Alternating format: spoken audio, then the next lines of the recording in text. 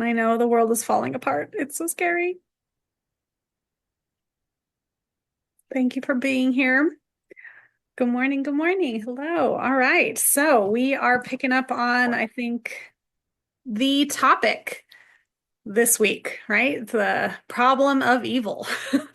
We've talked about this a little bit already, right? We talked about miracles. We talked about attributes for God. So we are going to be reviewing a little bit of that, but we are really going to be focusing on understanding what is the problem and what are in fact different versions of the problem, right? Because of course, philosophy is never that simple. There's never one version of a problem. We like to make multiple versions of a problem. And then on Thursday, we're going to see the responses to the problems, right? And so just like, right, all good philosophers, we pose criticisms such that we can respond to them, right? So that we can defend our views. So the responses to the problem of evil we're going to see on Thursday are called theodicies.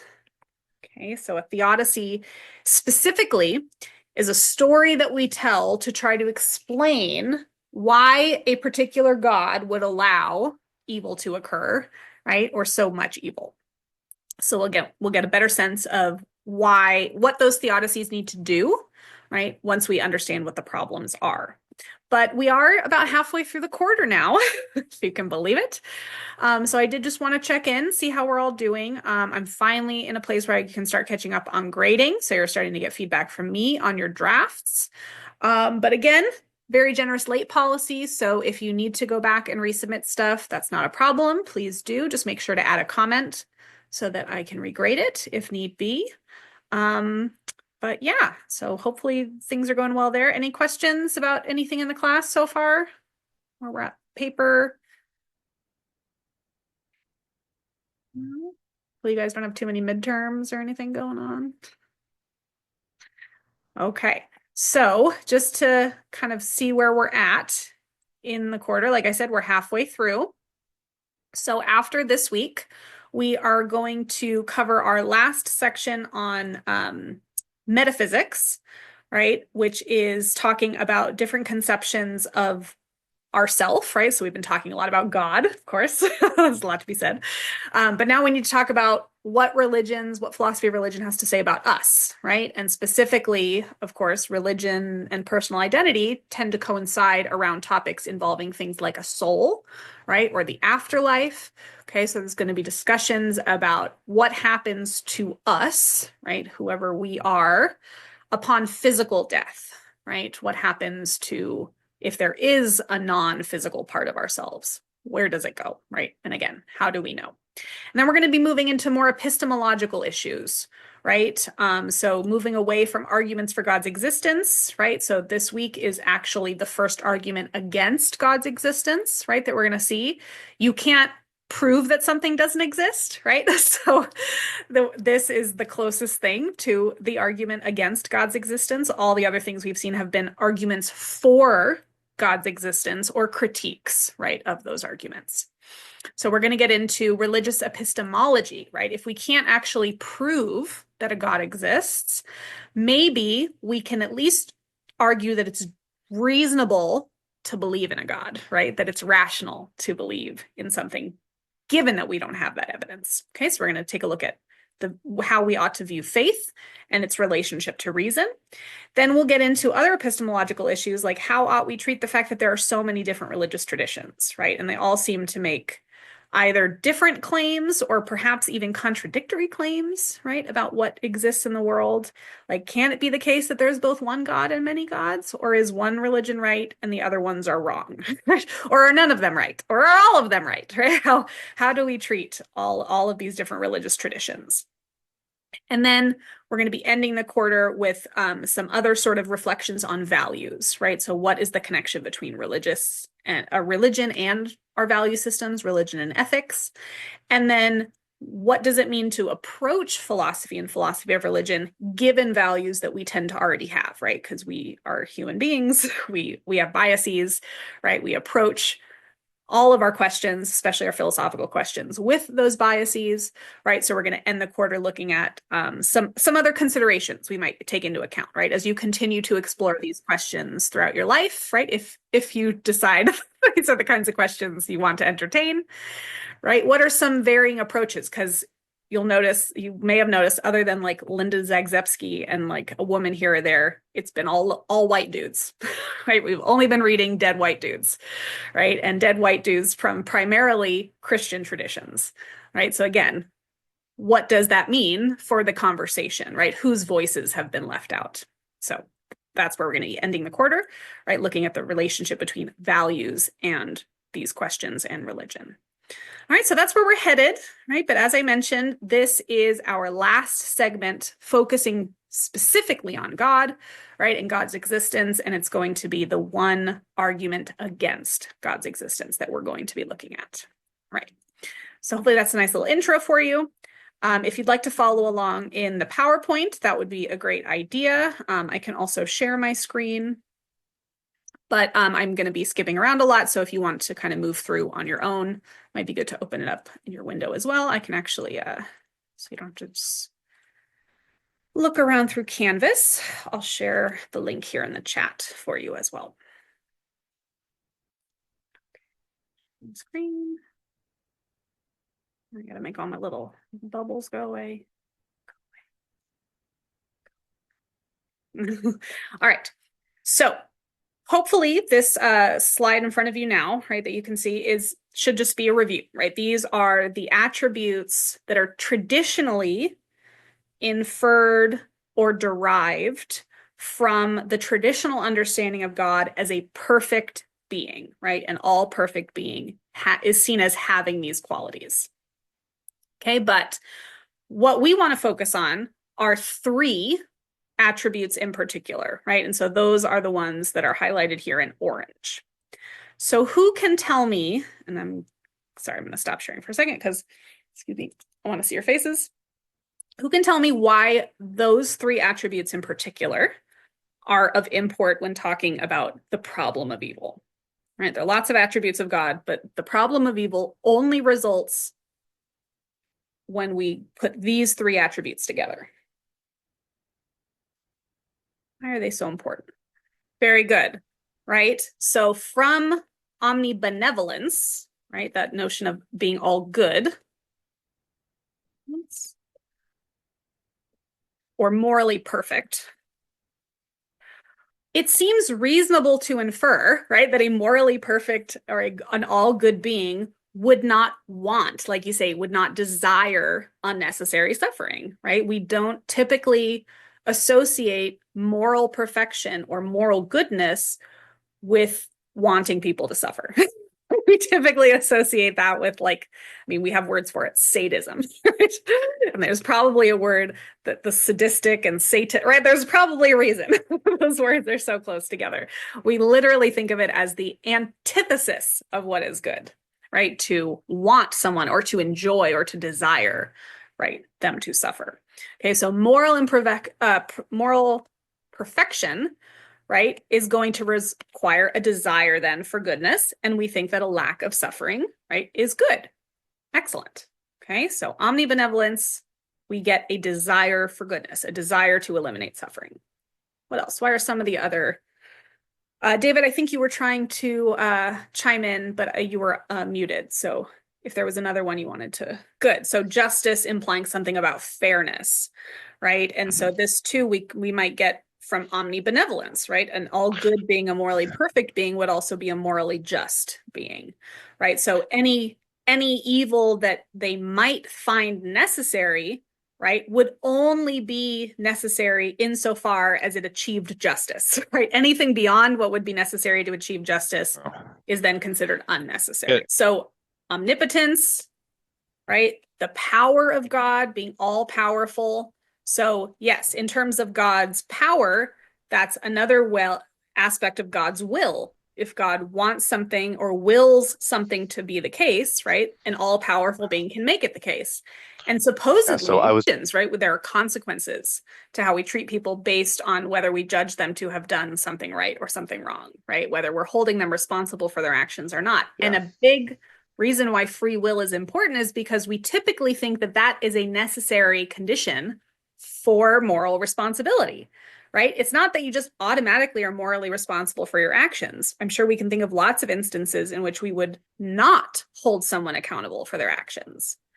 Who can think of some instances where we would not hold someone accountable? They did the thing, right? It was a direct result of them, but we don't hold them morally responsible. The babies, yes. Right, yes. So there's something about cognition, right? Moral responsibility is going to require a certain level of awareness, understanding, capacity, right, to make certain types of decisions. And so we might think that if someone is suffering from dementia or other types of cognitive disabilities, right, that we might not hold them responsible, right? That in fact negates any responsibility that they have for that action. Or But again, so this could be, we could think of situations like this in terms of, basic things like informed consent, right? What is required for legal responsibility? Like you not only need to consent to the thing you're being held responsible for, but you need to have been informed that you've given that consent. Right? If any of you are studying business ethics and marketing, you're going to know the difference between consent and informed consent, right? Sometimes like you just hit the terms and conditions, right? Or something like this. Doesn't mean you were actually informed of all the things. Okay. So there might be more than just capacities, right? Cognitive capacities, but we might need to have sufficient information to be considered morally responsible. This is often why we don't consider children to be morally responsible for their actions, right? Because even though they might have the cognitive capacity, right, to understand right and wrong or to develop that capacity at some point, they don't have a lot of information, right? That they're little, they haven't experienced much of the world, or they're just now starting to experience it, right? So, yeah, we're constantly making these exceptions, right? And so take that into consideration, right? What do you think is required for someone to be morally responsible for a thing? And then does that same set of requirements fit if you think there is a God, right? What would it take for that being to be morally responsible for things that resulted because of their will, right? Their action, however you think of God's existence, right? The way they interact in the world. Okay, so from the benevolence, right, we should have a desire for goodness. From omnipotence, we should have the ability. Okay, so if God is truly omnipotent, God is capable of preventing any evil whenever it occurs and wherever it occurs, right? That seems to be a reasonable thing to infer from omnipotence, not like those weird logical paradoxes, right? There's no square circles in asking an omnipotent God to be capable of stopping all evil, right? That seems like it's well within the bounds of possibility for an all-powerful God. Then, right, there's omniscience. God is all-knowing, which means God knows every single instance of evil that will occur and that has occurred in the past, right? And that is occurring now. Okay, God knows it all, right? So the reason that these three attributes are so important is that if you remove any one of them, if you say God does not have one of these attributes, the problem goes away, right? So you could say, oh, sure, God's all good and God's all powerful, but God just doesn't know when, right? And God can't be everywhere doing everything, right? Most people aren't willing to give that up, though. Okay, so we could say, oh, okay, God's all good and God knows everything, but that's just beyond God's power, right? To stop evil. Or, as we're going to see, maybe you say, well, God willed us to have free will, right? So there's only so much that God can do to interfere in evil, right? Given that God has allowed us free will. Okay, so the omnipotence one is going to be something that is going to be a little bit more debatable. Most people are not willing to give up omniscience, though, right? They want God to stay all-knowing. The interesting thing about omnibenevolence is that there are monotheistic traditions that are willing to give this one up. Okay. So it's really easy to understand why evil exists in the world. If you say that, yeah, God is all powerful and yeah, God is all knowing, but God created everything. So if evil exists, God created that too, right? So God is not all good. And specifically, the oldest version we get is from a tradition known as Zoroastrianism. Okay, and this religion is important because it is the precursor for the monotheistic traditions that we're familiar with, known as the Abrahamic religions. Okay, so Judaism, Christianity, and Islam, all of their theology has its roots in Zoroastrianism, right? God, though, was called Ahura Mazda. I always think of the car because that's my only reference for the word Mazda. But Ahura Mazda, okay? But Ahura Mazda was everything, right? Was responsible for the creation of everything. So of course that includes both good and evil. So over time, in order to talk about the good aspects of God versus the evil aspects of God, they started coming up with different names, right? One of them, I always forget, Ingra Mainu, and then there was another one. But the one that represents evil eventually ends up being referred to by the word shaitan. Does that sound familiar? Can we think of another evil entity that sort of sounds like that? The notion of the devil isn't even unique to Christianity, right? We get it from the Zoroastrian split, right? As we conceptualize the good parts of God and the evil parts of God, right? We have different words for that. Okay. So again, this is only a problem if you ascribe all three of these attributes to God. There are monotheisms that don't, right? And they typically get out of this problem by denying omnibenevolence. Again, nobody really wants to give up omnipotence or omniscience for their God, right? Those ones are pretty key. But if you truly think that a God is responsible for the creation of everything, and if you think evil is a thing that exists, right, then it might seem compatible to think that God is responsible for the creation of evil as well. Okay? So different ways of viewing these in relationship to one God, but we're going to be looking at primarily responses from Abrahamic traditions because they do ascribe omnibenevolence to God, and so they do have to deal with this problem. Okay, so we're going to see responses from Christian is the one that does not have omnibenevolence, but all of the Abrahamic religions do, and so they're going to have to give us what, again, I mentioned are called theodicies, right? Why would specifically an all good God, right, allow evil to occur? Okay. So that's the relationship to the attributes, right? Of course, again, this is, again, a problem for a specific conception of God, typically a monotheistic conception of God. You don't really see it as a problem for polytheism because, again, there are many gods. They tend to have many different personalities. Some are angry, some are not, right? So we just get a lot more diversity there. So monotheism, but specifically the Abrahamic conception. Okay, and then the next thing to understand is what we mean when we say that evil occurs. So before I get into the different versions of the problem, you might be like, well, you're just saying that evil exists and that it's a thing. Like, well, hold on. Like, maybe we need to stop and have a conversation about that. So obviously evil could mean a lot of different things. So this is slide 8 on the PowerPoint. Okay, so just to keep things right, philosophy, remember we're defining our terms, and this is exactly why we do, right? So that we're all having the same conversation. Because some people, when they talk about evil, they might be talking about like demons and the devil, right? Some other people might be talking about something else, right? And so we're going with the simplest, most widely agreed upon usage of an understanding of evil. So we're understanding it as suffering. Okay. Simple. Suffering is evil. I hope we can agree on that. If there is such a thing as evil, maybe it doesn't exist, but surely suffering exists and it's bad and we don't like it, right? And that's at least what we mean by evil. right? So even if you think that's just a psychological thing, right, that it's not like an entity that exists in the world, that's fine, right? When we are talking about evil, what we mean is suffering. But there are still lots of different types of suffering, right? There's lots of different types of evil. So specifically, there are two types of evil that need to be accounted for, right? So if we're going to explain why an all good God would allow evil, would allow suffering, we need to explain why an all good God would allow all types of suffering, okay?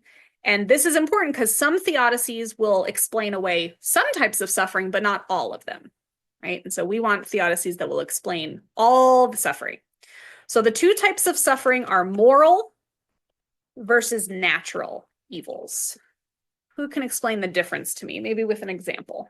Excellent, right? So there's suffering that's caused directly because of the reactions of other people, right? Or other living things. And then there's suffering that seems to just be caused by nature itself, right? Yeah, natural disasters are a great example.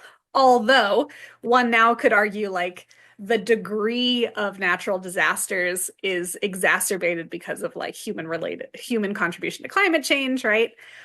But what's really interesting is that's not even the approach that the theists take. Most theists are going to say that all evil is moral evil, even natural evils. And they think that the natural evils are truly moral evils because they are the work of evil forces on earth. And I'm going to give you an example of this. And I know it's going to sound crazy, but people said this and they believe it. And it was not an uncommon view. You guys remember when Hurricane Katrina happened? Does anyone remember what some evangelical Christians said was the reason? They think there was a divine retributional cause for Hurricane Katrina. Only some of the ones saying this. Remember what did they think caused Hurricane Katrina? Gay cruises, specifically gay cruises. Hurricane Katrina was a punishment for gay cruises, right? So like you could take that position. You could say that all evils, even those caused by nature, are the direct result of our actions, either because we're making natural disasters worse or because God is punishing us, right, for our actions, right? But if you don't take that view, you could think that some evils are just things that are caused by nature, right? Just by coincidence, like something like this, or and that there are evils that are caused by human beings. So again, this is going to be important for things like free will, right? If free will is going to explain away why God allows evil, that's going to explain away probably moral evils more so than natural evils, right? Unless we have free will to destroy the planet too. But then I guess we had free will for gay cruises, so I don't make up your mind. Yeah. So again, different types of evils, but the point is that theodicies or responses to the problem need to explain away whatever types of evils we think occur.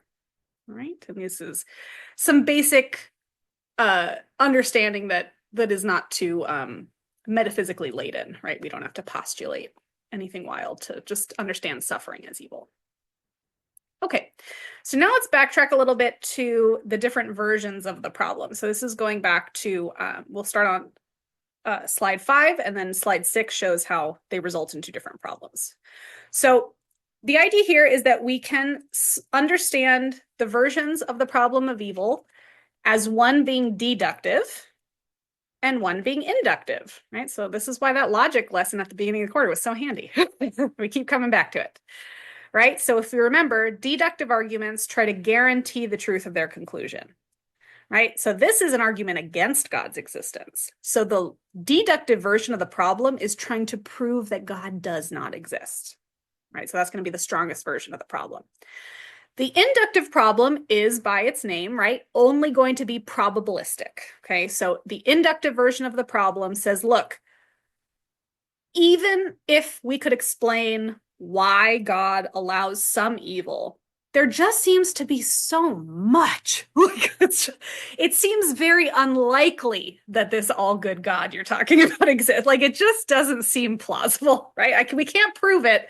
The odds just don't seem in favor of an all good God, right? That has these other attributes. So deductive is known as the logical version of the problem, right? Because there's going to be a logical contradiction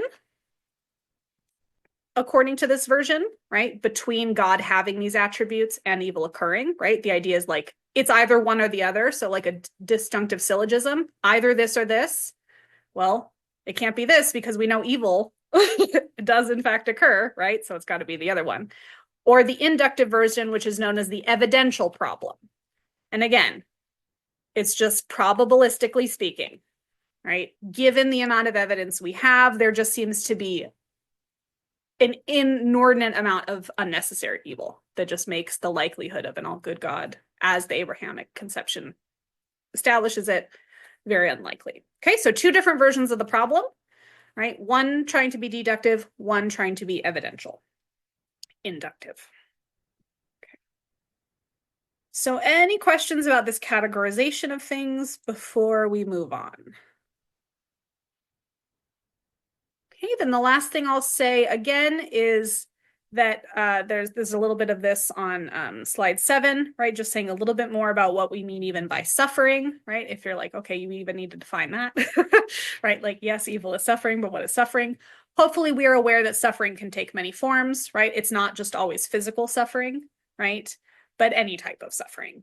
And what's really interesting again is that Eastern philosophies of religion take this to the extreme. They say that all existence involves some form of suffering, right? So to exist at all is to suffer in one of these ways. Like you can't exist in the world without suffering. And so this is going to be really important again when we get to theodicies, right? When people are trying to explain why God would allow suffering, let alone so much. You might have to ask yourself, like, what amount of suffering is too much for you? How much are you willing to tolerate if you're a utilitarian about it, right? If you're consequentialist about it, if you're going to say like, I'm willing to entertain some evil for a greater good. How much, right? Just think about that for yourself. You don't have to share with the class, but think for yourself, how much is too much, right? At what point do the ends no longer justify the means, right? And so again, I mentioned that the readings this week are going to be using rhetorically strategic thought experiments involving children. Okay, it's always the children because most of us, again, we have a much higher tolerance for the suffering of adults. We tend to have a much lower tolerance for the suffering of children, right? And because hopefully, again, David, there's something about our sense of justice, right? We think there's an innocence that there ought to be some, if suffering is necessary, it needs to be deserved in some way, right? Or for some greater purpose. And so you're going to see a lot of examples, hypothetical examples, but they're not so outrageous, right? You can definitely think of these happening. They probably happen all the time, right? And you can just think, okay, if this sort of instance of evil is occurring, why would an all good God, right? Why is that necessary, right? Why did it have to be, however many children who died during the, whatever recent genocide? It couldn't have been one less, could have been 10 fewer. Like, right. Why so much? Just why the sheer volume? Why the sheer volume of suffering? Okay. And again, it's mental, physical, emotional, all of the different ways we can suffer. All right. So with that, the next thing I will introduce us to are the 3 general types of theodicies we're going to see in response to the problems. Okay. So just like we can categorize the different versions of the problem into 2 ways, there's lots of theodicies out there in the world, and we can generally categorize them into one of 3 types. Okay, so the big 3 types of theodicies we see, this is on slide 10, are free will ones, right? We've already mentioned that, right? So the explanation for why an all good, all powerful, all knowing God allows evil is because they've already given us free will, right? And so it would be contradictory to their will, right? They would be contradicting themselves if they then were to interfere in how we executed our free will, right? Every time we try to do something wrong, then we don't really have free will, right? So there are interesting, David, you said you were interested in the free will debate. You'll probably see the common example that comes up in the literature is like if someone were to implant a chip into someone's brain right before they went to vote in an election, right? And they had a choice between candidate 1 and candidate 2. And the chip was programmed such that if they were going to vote for candidate 2, it would activate and force them to vote for candidate 1. But they just happened to vote for candidate 1 anyways, right? But then can you really say, like, well, did they really choose to do that freely? Because if they had tried to vote the other way, they wouldn't have actually been able to, right? So then we have to even understand what do we mean by really having free will, right? And so traditionally we think that is the ability to do otherwise. And unfortunately, that definition is not really compatible with God's foreknowledge, right? If God knows what we're going to do ahead of time, especially if God knows we're going to do something evil ahead of time, right? It would seem weird to either intervene in that, right? Say, nope, you don't have free will anymore because you didn't decide what I wanted you to decide. Or it's also potentially equally problematic to say, oh, you exercised your free will, but I don't like the way you did it, so now you're punished. Like neither of those seem to work really well, right? So how do we explain, right, God's reaction to our exercising our free will, right? That'll come up a little bit in the afterlife conversation.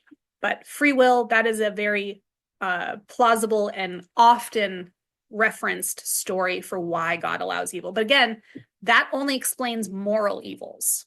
Okay, so unless you do think that, you know, God is punishing us with natural disasters, then we still have natural evils to account for, right? If you think that natural evils are not the result of God's will, then free will doesn't explain those, right? Again, maybe through climate change, but people have been dying from natural disasters since prior to the Industrial Revolution. So, right, how do we explain the natural disasters then too, right? Or someone just getting cancer, right? Like, how do you explain the people who smoke their whole lives, never get lung cancer, and then the sweet grandma who's never done anything wrong, right? She gets it, and right, like that sort of stuff, right? How do we explain these types of evil? Okay, the next type, the second type, is called the soul-making theodicies. And these are the ones that focus primarily on the fact that monotheistic conceptions of the divine often correlate with conceptions of the afterlife that are based on reward and punishment, right, for good behavior. And so the idea behind soul-making theodicies is that, well, if our reward in the afterlife is eternal paradise, we need to be worthy of that reward. And the only way to make oneself, one's soul, worthy of eternal paradise is to overcome temptations in the world, right? So this life is like a test, right? And so we are confronted with evils to make those choices and to build up our souls, to make our souls worthy of heaven or hell. Some people don't pass the test, right? And then again, we might have questions about the justice of eternal damnation, which we'll talk about next week. You'll see in Judaism, they don't have hell, they have purgatory, where you wait, which depending on who you are, might as well be hell. I don't know if you've seen No Exit, but right, there are lots of different conceptions of hell, right? But what is the appropriate reward or punishment? And do you think it is appropriate to have us overcome these struggles, right, in the world to be worthy of paradise? And again, that's going to depend on which religion you're looking at, right? Because if we're looking at certain areas of Christianity, you're going to have stuff to deal with like original sin, which is going to put a little bit of a extra caveats on how you get into heaven, right? So if you happen to not be baptized as an infant, even if you're innocent and you die, too bad, you're going to hell. Like, right, there are some interesting things one has to reconcile with notions like that. But on the whole, right, conceptions of the afterlife are seen as rewards or punishment for your actions in this life, right? So how you exercise your free will. And so the idea is that if we were just all inherently good, right, and we all just did the right thing, we wouldn't really be worthy of the reward, right? We were just doing what we were programmed to do. So there's nothing particularly praiseworthy about it. Okay, so soul making is the idea that we have to be worthy, right? And we cannot make our souls worthy of heaven, of eternal paradise, without facing evil, right, and overcoming. Okay, and then the final one is known as the best of all possible worlds, or grand design theodicy. This is the one that's like, it's all part of the big picture, right? We may not just be, we just can't see it. Nothing is unnecessary, right? Everything is happening for a reason. We are just not capable of grasping, right? Our finite temporality cannot grasp the grand. Excellent. Leibniz has the most famous version of this argument. And if any of you are fans of literature, and you know the author Voltaire, there is a very famous short novella that he wrote called Candide, where he makes fun of Leibniz. The whole book is making fun of Leibniz and this argument. So there's a philosopher in this book. So in Candide, the protagonist is trying to like rescue the woman that he loves, and just all of these terrible things keep happening. It's just like the worst thing that could happen in every possible situation. And this philosopher just keeps coming, well, it's the best of all possible worlds. Like, it doesn't matter how much you saw, it's all for a plan, right? This is just the best of all possible worlds. And it's just, he's just mocking how unsatisfactory that is, right? So again, there's an intuition check for these types of theodicies. What is going to be enough to satisfy what you think might be reasonable evil, reasonable amounts of suffering, right? Because I think, again, all of us can understand that utilitarian thinking in some sense, right? If you're not an anti-vaxxer, right, you might think like, oh, I don't like getting shots, right? But I'm gonna deal with the short-term pain, right, for the long-term health benefits. I mean, my God, we have kids dying from measles again, you guys, right? So often we think it's rational to make those kinds of risks. Not always. But throughout history, that has helped us survive for the most part. And so the idea here is, what then shifts that cost-benefit analysis? At what point is it just too much suffering, right? At what point does it no longer justify a bigger picture? And again, that's just a good question to ask for yourself, right? Figure out where your line is for evidence, right? Where your line is for rational belief. How much empirical evidence do you have to have? How much are you willing to take on faith? Again, there's no right answer you're going to get from me. Lots of different answers. But think about what you think is satisfactory, because then when we come together on Thursday, right, and we dive into these explanations a little bit more, versions of these problems, versions of these theodicies, then you'll be able to tell, I'm going to ask you what your thoughts on them are, right? Is that response enough? Does that explain the truly horrific instances, right? Just the worst possible instance of evil you can think of, something you think would never be just. Is there any way you think a God, an all good God, could allow that to happen and still be all good, right? Think about what is that for you? Again, just for yourself, right? Think about what that marker is. Okay, so lots of terminology introduced, lots of concepts. Questions so far?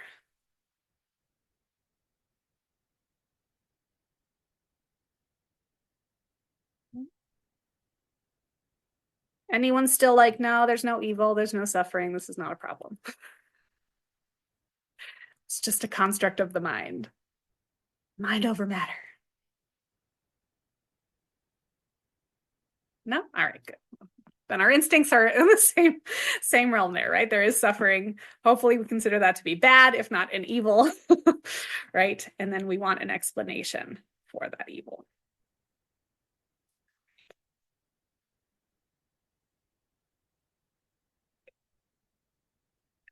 Else to mention? Oh yeah, so there's a version of, you can see some general versions of the logical and evidential problems on slides 15 through 19, right? Those are just me putting the standard things in the standard arguments in standard form for you, right? So you can compare them. But you'll notice again that reductio, right? That's a common strategy. If you feel like using it, again, if you can't prove something doesn't exist, again, it's a great way to do that. Right? So a lot of these are going to be something along the lines of, if this type of God existed, there would be no evil, right? Or there would be no unnecessary evil. But guess what? Reductio, there is. There is evil, or there is unnecessary evil. Therefore, right, the logical problem is that that kind of God cannot exist. The evidential problem, well, it's very unlikely that that type of God exists. All right. So I will see you guys on Thursday then. I'll hang out for a few minutes if there are any questions. But the other thing that I look forward to talking to you about on Thursday is Hume, right? Hume has got some of my favorite stuff. He talks about, I mentioned the disease of the ears, right, for miracles. He has some really interesting psychological things to say about evil, right? And specifically people who don't think that there's a lot of evil in the world, right? So I'm curious what you think about that, right? Because some people are going to say, no, there's not that much evil. There's so much good in the world, right? It's just enough. There's not an unnecessary amount, right? And so Hume has something to say about people who view the world that way. I'm curious to see if you'll agree with him. All right. Well, I'll hang out, but otherwise, have a nice sunny Tuesday.